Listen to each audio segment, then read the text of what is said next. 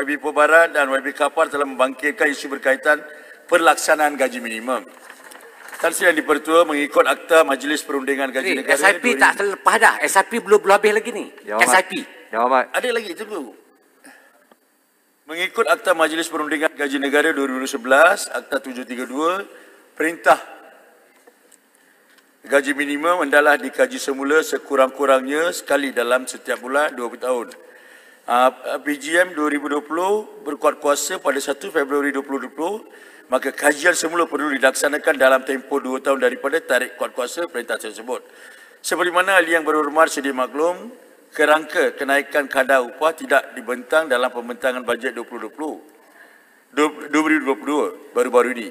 Ini kerana Kementerian Sumber Manusia melalui Majlis Perundingan Gaji Negara masih dalam peringkat akhir penyediaan laporan kajian semula perintah gaji minimum PGM 2020. Dalam kajian ini, Jawatan Kuasa Teknikal Perundingan Gaji Negara telah mengadakan perundingan awam dan sesi libat urus yang melibatkan wakil-wakil majikan, pertubuhan majikan, wakil pekerja, kesatuan sekerja dan orang awam bagi mendapatkan input tentang impak pelaksanaan gaji minimum ke atas sosioekonomi negara.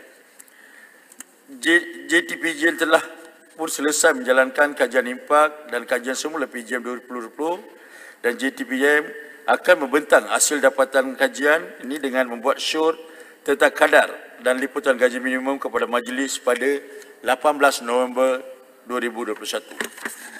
Menteri, gaji minimum. Gaji negara sentiasa menggunakan pendekatan seimbang, balance approach, dengan mengambil kira kepentingan pihak majikan, pekerja dan kerajaan sebelum mengemukakan syur untuk pertimbangan dan persetujuan pekerjaan.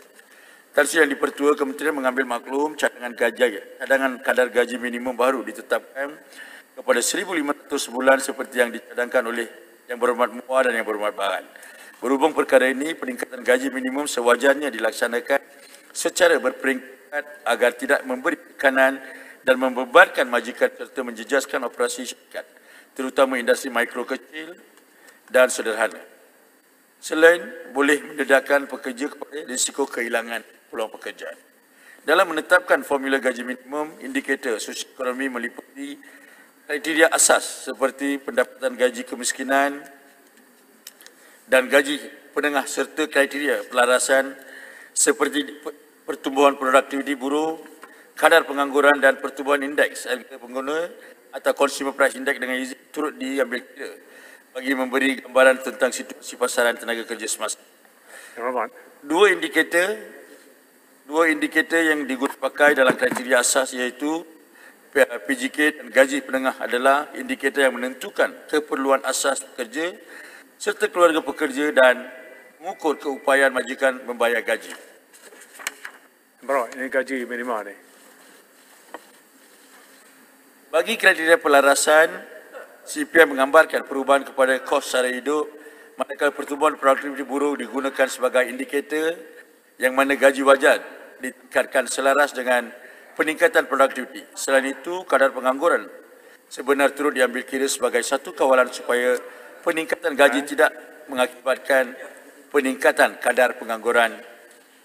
Seperti yang saya telah jelaskan sebelum ini, Majlis Perundingan Gaji Negara sentiasa menggunakan pendekatan seimbang, balance approach dengan mengambil kepentingan pihak majikan, pekerja dan kerajaan.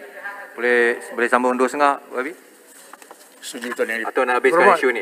Jawab soalan lah, baru ada interaksi. Sambung 2.5. Terima kasih, kita sambung 2.5 ya. Ada masa lah, jangan. Yang Berhormat